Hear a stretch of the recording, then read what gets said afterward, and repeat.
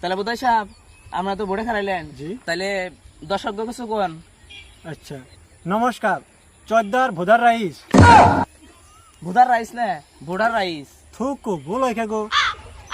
তো চোদ্দার voter rice, আমি আশাবাদী আপনারা আমারে এই লাল চশমার ছবিত ভোটটা দিবেন। আমি ভোটে জিততে পারলে আপনাদেরকে 3টা আসনি নিয়ে আইছি, তো আপনাদেরকে দিব। 1 নম্বর আসনি হইল যাদের বউ নাই তারা জীবনেও বিয়ে করতে পারবো না।